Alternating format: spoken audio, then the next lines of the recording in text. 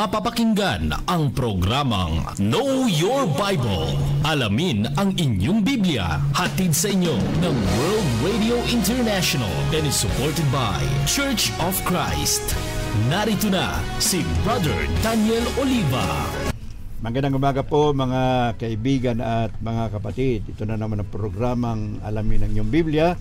Know Your Bible program. Matid po sa inyo ng World Radio International through Sparrow Road Church of Christ in West Monroe, Louisiana, USA. You can hear this broadcast dito po sa GMA Radio, DWRA, broadcasting from Baguio City every Sunday between 5 to 6 o'clock in the morning. Pero sa YouTube po, ina-upload natin ito ng 2 or 3 days before the broadcast on Sunday. Our subject for discussion is entitled Angels as Ministering Spirits, based on the book of Hebrews chapter 1 verse 14. This is intended for July 20, 2025. Ganito po ang sinasabi ng ating teksto. Are not all angels ministering spirits to serve those who will inherit salvation? New International Version, Hebrews 1:14. So sabi ni the Hebrew writer, hindi ba ang mga anghel ay mga naglilingkod na mga espiritu sa mga magmamana o magkakamit ng kaligtasan? So tayo po yon mga kaibigan at mga kapatid. So meron tayong tinatawag na mga angels o mga anghel na naglilingkod sa atin sapagkat tayo po ang magmamana o magkakamit ng kaligtasan. Dumakan po tayo sa ating introduction. Are there guardian angels today helping people, especially the saints, in many ways? So may mga guardian angels ba tayo na tumutulong sa atin sapagkat tayo po ay siyang magkakamit o magmamana ng eternal life or kaligtasan doon sa kalangitan? This is an important question. Some dismiss the idea of angels as a mere fantasy. So ito po ay mahalagang katanungan sapagkat marami po ang nagsasabi na ang anghel ay parang pantasya lang, parang kwento-kwento lang na hindi talaga totoo na may mga anghel. So yun po ang kalimitan na sinasabi ng ilan. So sa ating po pag-aaral this morning, brothers and sisters, sabi ng Biblia, Juan 8:32, you shall know the truth and the truth shall make you free. Yan pong ating pag-aaralan sa ating leksyon na pinamagatan kong Angels as Ministering Spirits. So, apat po na parte ng leksyon na ito ang ating tatalakay. Number 1, who are the angels? Who created them? Number 2, diverse kinds of angels and their functions. Number 3, rebellious angels.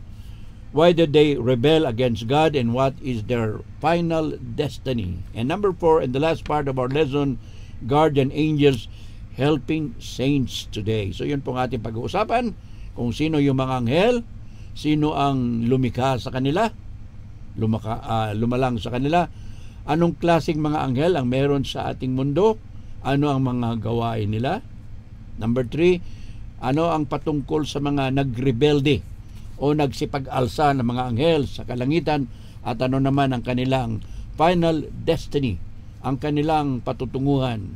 And number 4, guardian angels helping saints today. Meron pa tayong mga anghel de la guardia na tumutulong sa atin sa ngayong kapanahunan. So yan pong ating pag-uusapan. Nawa na rin kayo mga kaibigan at mga kapatid. Ito po ay atin sa inyo ng World Radio International through Sparrow Road Church of Christ in West Monroe, Louisiana, USA. Nasa YouTube po tayo. So kung hindi po kayo nakapag-subscribe, would like to ask you to subscribe to this particular channel para every week mayroon po kayong updated notification and you could always see na iba't iba pong dinidiscuss natin dito sa radio at of course sa YouTube. Now, who are the angels and who created them? Angels are actually spiritual beings created by God. So yung mga anghel, mga spiritual na mga nilalang. Of course, nilikha ng Diyos. Wala naman ibang lumikha kundi ang ating Panginoon Diyos.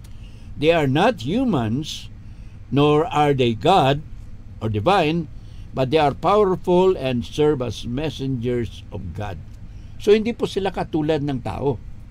Hindi rin sila mga Diyos, kundi talagang mga nilikha, kaya lang spiritual being sila.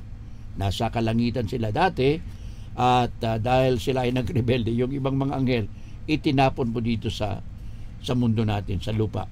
Alright, so yung pa sinasabi ng Biblia.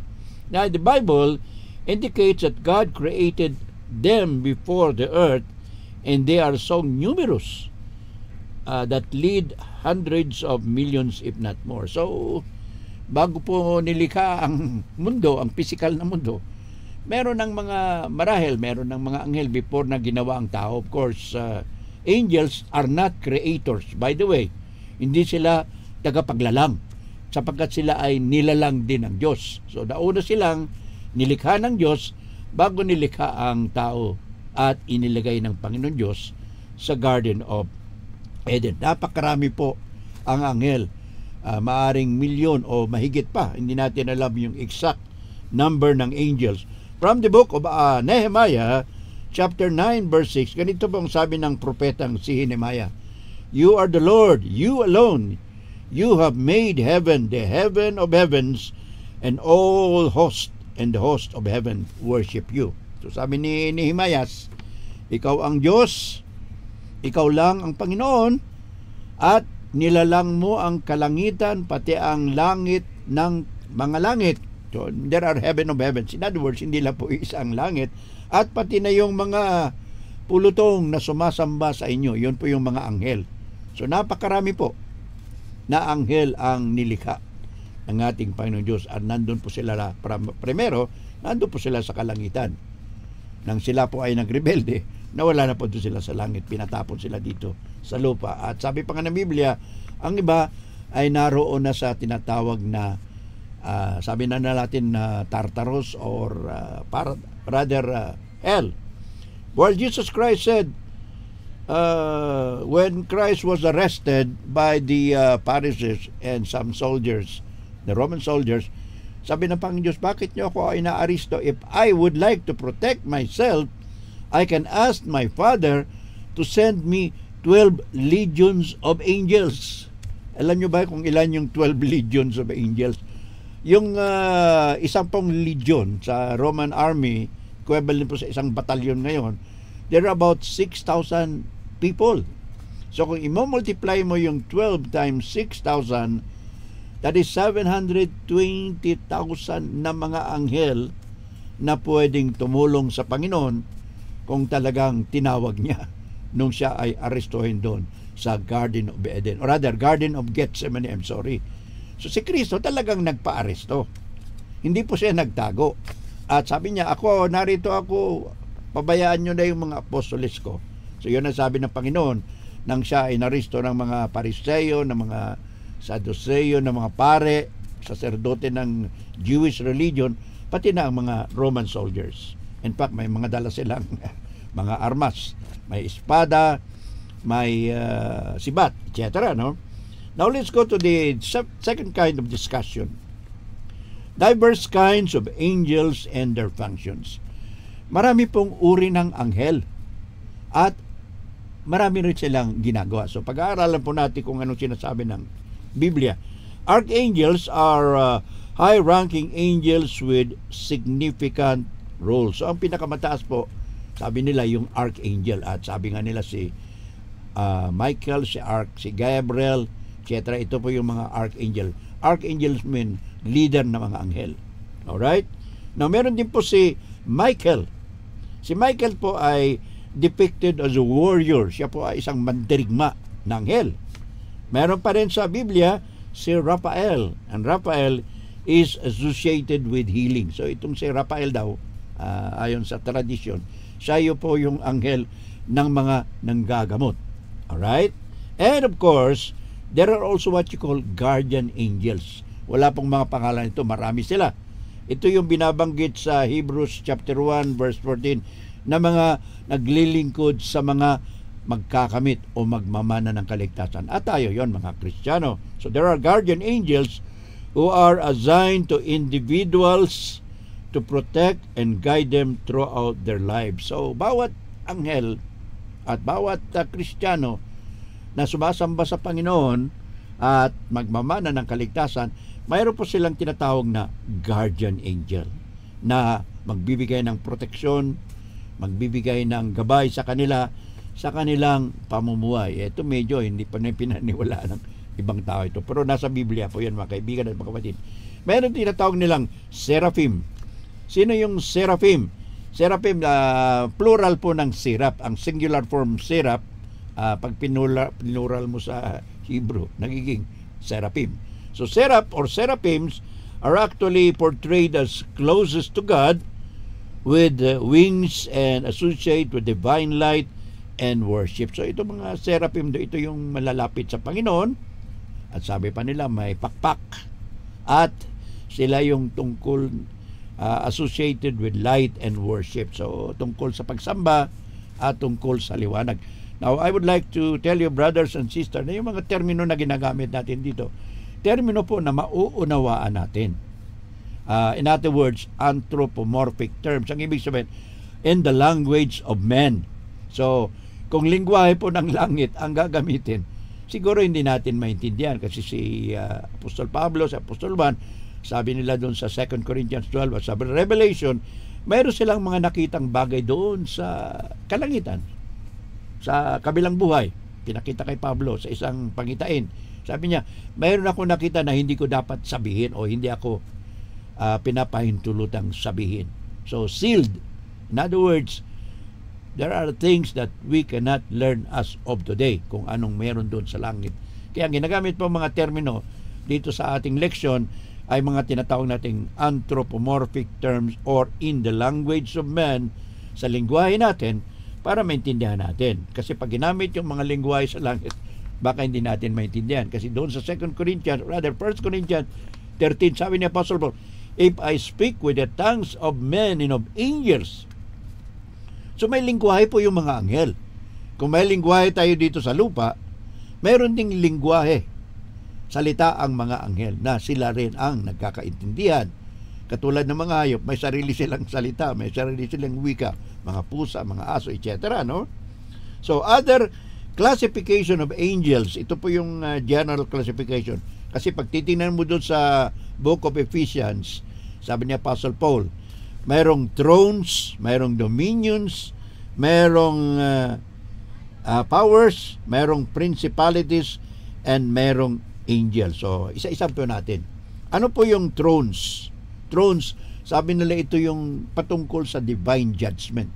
Sila yung naniniwala o namamahala kung mayroong paghuhukom ang Panginoon Diyos. Dominions, itong dominions oversee their other angels. Ito po sila yung namamahala sa iba't ibang anghel. In other words, mayroon pong classification ng mga anghel sa kalangitan. Mayroon pa yung powers. Itong powers, ito na daw yung panglaban sa mga masasama. So, may bad angels, mayroon din good angels. Ito yung tinatawag nila na powers. Principalities, these are they govern over nations. So mga principalities na mga angels, ito raw yung namamahala sa mga bansa. In other words, ang isang tao na namamahala sa isang lugar, mayroon po siyang angel, good angel. At kuminsan, nandun din yung bad angel. So kuminsan, kung sino yung sinunod niya, sumunod sa kautusan ng Diyos, nakinig siya sa good angel niya. Yung isa naman, kung hindi sumunod sa good angel, siyempre bad angel. Bad ang gagawin niya. And of course, angels in general, these are the messengers and protectors. Ito yung sinabi sa Hebrews chapter 1 verse 14. Are they not ministering spirits that are sent to serve those who will inherit salvation? Hindi ba ito yung mga lilingkod na mga anghel na ipinadala sa mga magkakamit at magmamana ng kaligtasan? So yun po yung mga iba't ibang klase ng anghel sa ating discussion. Now let's go to the third part of our lesson. Rebellious angels. Ito po yung mga anghel na nagrebelde. Sila yung nag-alsa laban sa Diyos at anuman ang kanilang patutunguhan. Alright? Number 1, these rebellious angels was led by, sabi nila, ang pangalan nitong pinaka-leader nila si Lucifer. angel of light daw. Although mayroong nagsasabi na hindi raw yun ang tunay na pangalan ni Lucifer sa Hebrew. Mayroong nagsasabi na Hillel. Anyway, basta mayroong leader, yung mga anghel, at later on itong leader na ito, whether he is Hillel or Lucifer, tinawag na Satanas or Diablo. Ang ibig sabihin ng Satan or Diablo, enemy of God, kalaban ng Diyos. So, this particular angel, sa sobrang niyang ganda, sa sobrang niyang katalinuhan, umakyat sa ulo niya yung kanyang katalinuhan. At ibig niya na siya na ang maging Diyos. Gusto niya kapantay siya ng Diyos. Hindi naman pwedeng higitan mo ang Panginoon kasi yun ang gumawa sa iyo, yung naglikha. So, hindi mo pwedeng sobrahan o higitan yung gumawa sa iyo. Pwede mong pantayan. So itong sabi nilang Lucifer or si Satanas, he opposed God and God's authority because, dalawang reason po. Kinalaban niya yung otoridad o kapangyarihan ng Diyos. Number one, because of pride. Sobre niyang kayabangan. Yumabang siya. Sabi niya, ako ng pinakamaganda, pinakamagaling. So pwede na akong kapantay ng Diyos at pwede na ako maging Diyos. In fact, Adam and Eve, when he tempted them in the Garden of Eden, sabi ni itong si Satanas na nag-anyong ahas, sabi niya, you will not die, but you will be like God. So hindi tayo mamamatay daw, yung si Adan at saka si Eva, hindi raw sila mamamatay, pero magiging katulad sila ng Diyos. So yun ang ambisyon ni Satanas bago siya pinalayas sa langit ng ating Panginoon. He wanted to be like God.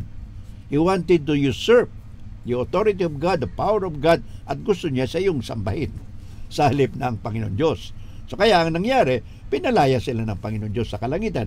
As a result, they were cast out of heaven and sometimes often depicted as cast down to earth. Alright, pinalaya sila sa langit at sabi na, narito sila sa ating daigdig, sa ating mundo. Kaya nung panahon ng ating Panginoon sa Kristo, marami pong mga evil angels, mga demonyo na naghatid ng sakit na sumanib sa mga tao. So yun po yung panahon na yun na dumami ang mga masasamang anghel sa ating mundo na tinatawag nilang demonyo. Now, sabi pa rin ng Biblia, angels are now confined in darkness and everlasting change. As I said kanina, ito po ay symbolical term lang. Paano mo magkakaroon ng darkness o kadiliman sa isang pok na tinatawag na impyerno? Impyerno may apoy doon. So paano sila magkakaroon ng kadiliman? So medyo contrasting po yun. So pag sinabi nating darkness, hindi po physical na darkness, kundi spiritual darkness. Kadiliman dahil hindi nila alam ang ginagawa nila. Kadiliman dahil binulag na sila ng Panginoon sa katotohanan. So yun pong ibig sabihin ng spiritual darkness, everlasting sin, nakatali. Kung nakatanikala na si Satanas, hindi na siya pwedeng makapanukso. Pero doon sa Book of Revelation, yung everlasting chain o yung nakatanikala o nakatali si Satanas, siya po ay limited yung power. Yun po ang ibig sabihin ng nakatali o nakatanikala. Limited ang power noon. Pwede siyang mandaya dahil wala pa ang ating Panginoon sa Kristo. Pero nung dumating si Kristo, nabigyan po ng limitation ang pandarayan ni Satanas. At sabi pa nga ni Apostol Pedro, sabi niya, be careful because the devil is roaring like a lion. So pag-alagala daw si Satanas. So kung lumapit ka, siyempre, pwede kanyang kainin. So pag malayo ka, kaya nga sabi niya, sabi ni Santiago pa rin, resist the devil and he will flee from you. Labanan mo si Satanas o yung demonyo at siya ay lalayo sa iyo. So pwede palang labanan. So hindi exactly na nakatali, nakatanikala, na total na wala na siyang magagawa. Meron pa rin, katulad din ng aso. Kahit na nakatali yan, kung lumapit ka, pwede kang kagatin ng aso. Alright. So angels are now confined in darkness, symbolically, an everlasting chain, other associated with hell or the state of eternal separation from God. So sila po ay talagang mapapahiwalay sa Panginoon Diyos. Subalit ang mga banal na naglilingkod ngayon at sa darating pa mga araw ay maging kasama ng ating Panginoon Diyos sa kalangitan. According to the book of Jude, chapter 1, verse 6, it speaks of angels who did not stay within their own position but left their proper dwelling and are kept in eternal darkness. So itong mga anghel, yung mga masasamang anghel na demonyo, dati na sa langit sila. Hindi nila binigyan ng halaga yung privilege o karapatan nila na nasa langit, subalit sila ay nagrebelde. So sila ngayon ay pinalayas mula sa kalangitan. At ayon sa Biblia, sa Jude chapter 1, verse 6, sila ay nasa kadiliman. Hindi po literal na kadiliman, kundi spiritual darkness.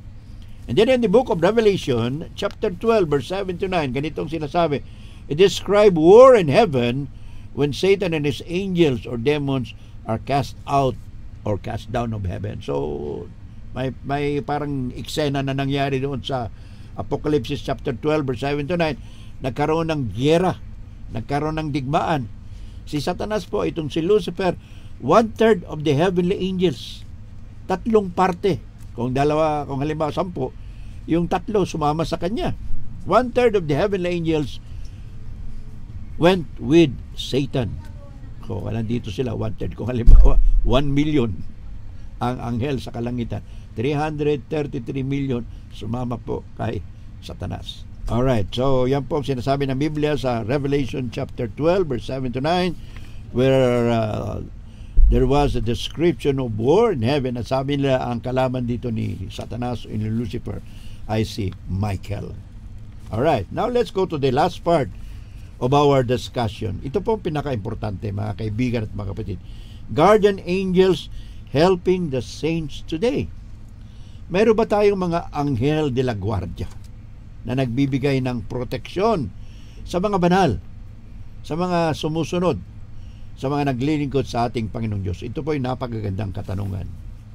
Number 1, in the past, angels announce important events or guided individuals, strengthen the weary, and delivered believers from danger. So, mga kwento po sa Biblia, ang mga anghel po ay sila po yung nagbibigay ng mga announcement. Kung may importanteng mga pangyayari, sila po ang nagbibigay ng announcement. Number 2, sila po ang gumagabay sa mga lingkod ng Panginoon. Number 3, they also strengthen the weary. Kung mayroong napapagod, bibigyan nila ng kalakasan, spiritual and physical. And of course, they also delivered believers from danger. Magbibigay po tayo ng mga halimbawa kung saan ang mga lingkod ng Panginoon Diyos ay pinakawalan ng mga anghel at tinulungan ng mga anghel na hindi po sila mapahamak. For example, number 1, angels announced the birth of John. So, ang mga anghel po, sila po yung nagbigay ng announcement na magkakaroon ng anak ang mga magulang ni Juan Bautista. Kay Zechariah. Yung Zechariah po yung tatay ni Juan Bautista. Ano pa? Sila rin yung nagbigay ng announcement tungkol kay Jesus. Sinabihan ng anghel si Maria na magkakaroon ka ng anak.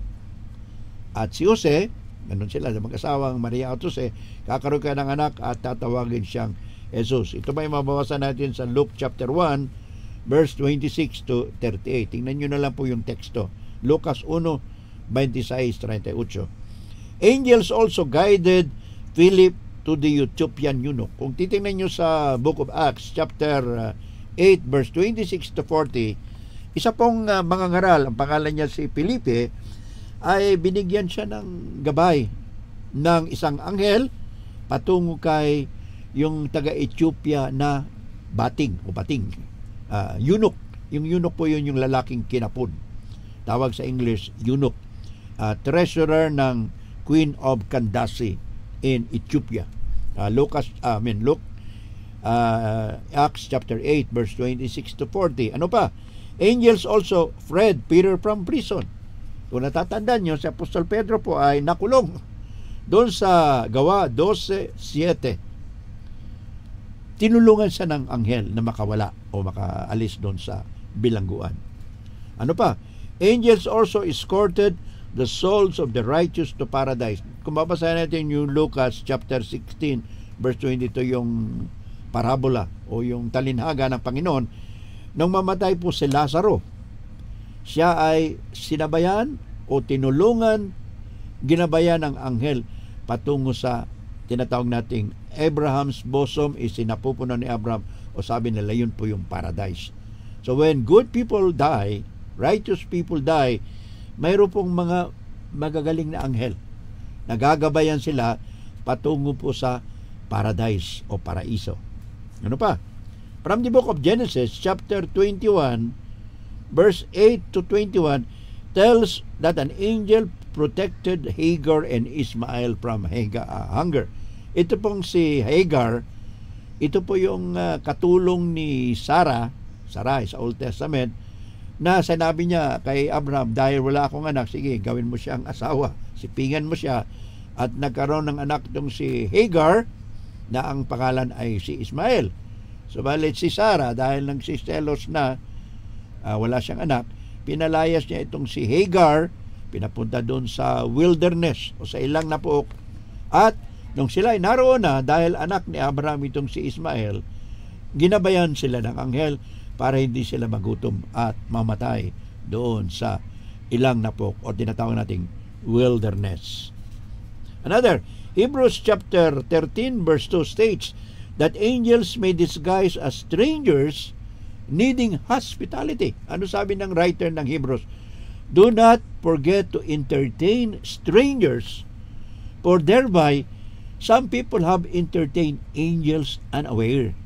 So wag daw tayong maging cruel, malupit sa mga estranghero, sa mga bisita na hindi natin kilala, kakatok sa iyong pintuan, hingi ng pagkain, hingi ng tubig, hingi ng limos. Yun pala, mga anghel na nagbabalat kayo lamang bilang mga strangers, mga estranghero, mga hindi natin kakilala. Yun pala ay mga anghel. Sabi ng Hebrews chapter 13 verse 2. Ulitin ko po, sabi ng Hebrew writer, do not forget to be hospitable, for some people have entertained angels unaware. So hindi nila alam, naging hospitable sila, naging generous sila sa mga bisita. Yun pala hindi nila alam, mga lingkod ng Diyos, mga anghel pala yun. Yun ang sabi dito sa Hebrews chapter 13 verse 2. Ano pa? Book of Psalms chapter 91 verse 11-12, nang si Kristo po ay tinukso ni Satanas, sabi na, dinala sa isang tore, magpatihulog ka sapagkat sasaluhin ka ng mga anghel. Yun pala ay alam pala ni Satanas yung Psalms chapter 91 verse 11 and 12. Marunong si Satanas ng Biblia. Sabi niya, sapagkat sinabi ng Salmos ng Biblia, ikaw ay sasaluhin ng mga anghel para hindi ka masaktan. So alam pala ni Satanas yung versikulo na yon. So anong sabi ng Panginoon? Lumayo ka, Satanas. Ang Diyos lamang ang sambahin mo. Kasi sabi ni Satanas, sambahin mo ako. And finally, dito sa Matthew chapter 18 verse 10, sabi dito ng writer, angels of children always see the face of the Father in heaven. In other words, kung may mga kabataan, mga musmus, akala natin madali lang yang lukuhin. Yun pala, ang mga musmus na yan, dahil sila po ay ligtas na, wala naman silang mga kasalanan, wala pa silang mga muwang. Hindi po totoo yung doktrina na may namamanang kasalanan ang mga bawat ipinapanganak na mga bata o sanggol. Mali pong doktrina yan. That's a doctrine of the demons. So sabi ni Matthew 18 verse 10, sabi ng Panginoon Kristo, angels of children always see the face of the Father in heaven. Anong ibig sabihin yan? Na binabantayan ng mga anghel ang mga musmos, ang mga wala pang malay dito sa lupa, at tinitingnan nila yung Ama sa kalangitan. So ito po, sabi nila, Ama, ito babantayan ko itong musmus na ito, baka someday maging presidente ito, maging mayor ito, maging preacher ito. So ganun po ang nangyari ayon sa sinabi ng ating Panginoon sa Kristo sa Matthew chapter 18 verse 10. Conclusion, mga kaibigan at mga kapatid, kung kayo po ay may mga katanungan, may comments, pwede kayong magtanong dito sa aking YouTube section. Mayroon pong part dyan na pwede kayong magtanong, mag-comment, At kung meron kayong mga kailangan, request for lesson materials, pati yung outline nito, bigay po yung email address nyo sa akin at ibibigay ko sa inyo. So, do angels act as our guardian angels in many ways? So, ang mga anghel, sila po ay nagbibigay ng proteksyon, naglilingkod sa atin sa maraming kaparaanan. Sapagkat sinabi po sa Hebrews chapter 1 verse 40, are angels not ministering spirits sent to those who are to inherit eternal life or salvation? So pinapadala talaga ng Panginoon Diyos yung mga anghel na yan. Sabi nun sa Hebrews chapter 1 verse 14, the answer therefore, brothers and sisters, is a big yes, because most, if not all of us who believe in God have what you call near-death experience. Ano yung near-death experience? Yung mutik na tayong mamatay, pero nabuhay tayo, naligtas tayo. Bakit tayo naligtas? Sabihin natin hindi pa natin panahong mamatay, hindi pa natin panahon na umakyat doon sa kabilang buhay. Pero ang one reason dyan, mayroon pong nagbibigay na protection. Yun po yung sinasabi ng guardian angels. How do we know that? Hebrews 1:14, are angels not ministering spirit sent? Pinapadala ng Diyos sa mga naglilingkod sa Kanya, at pagkatapos, yung mga naglilingkod yan, magmamana o magkakamit ng kaligtasan. So if you are faithful to the Lord, and if you want to be saved, and then God save us through His invisible protector or guardian angels. So guardian angels, kung ibig nyo po, kayo mga kaibigan, mga kapatid, na nakikinig sa radyo o nanonood sa YouTube na ito, kung ibig nyo na ang anghel de la guardia ng Panginoong Diyos ay palaging ipinapadala sa inyo, now I would like to request you, believe in Jesus and be baptized for the forgiveness of your sins. Marcos 16:16, sabi ni Kristo, you believe in me and be baptized and you will be saved. Sabi pa ni Pedro, Acts 2:38, repent and be baptized.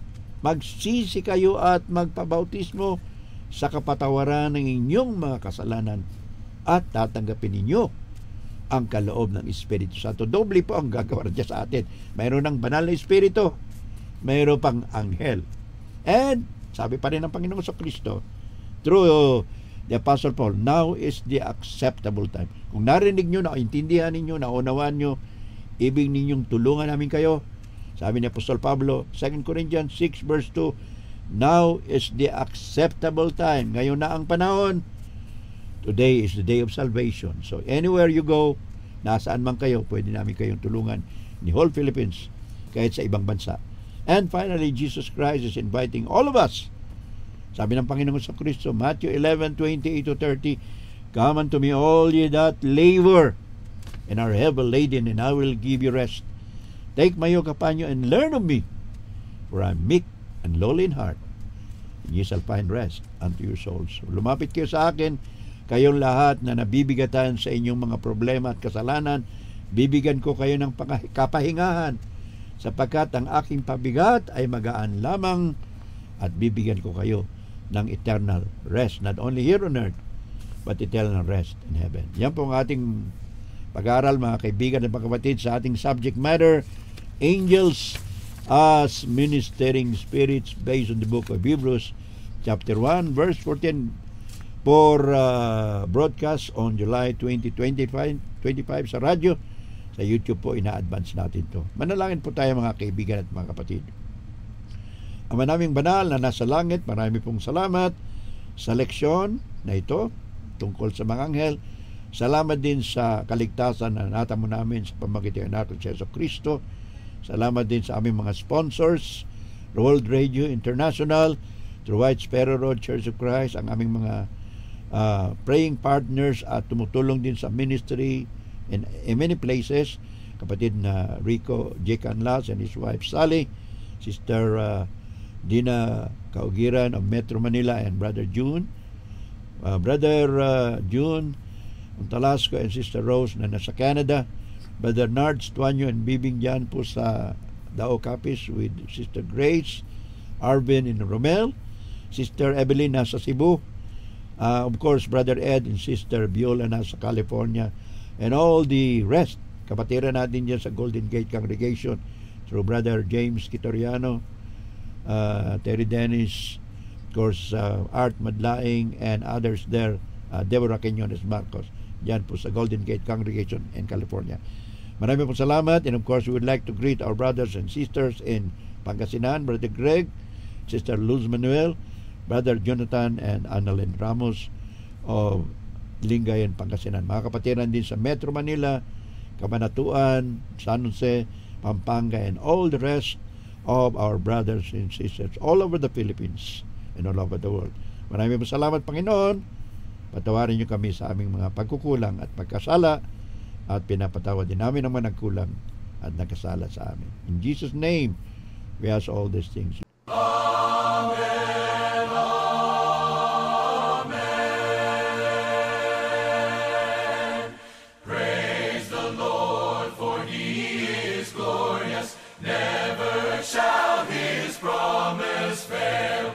God hath made us victorious. Sin and death shall not prevail. Hallelujah, amen, hallelujah, amen. Amen,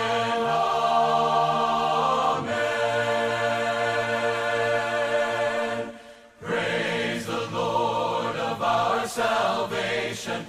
Host on high, His power proclaim.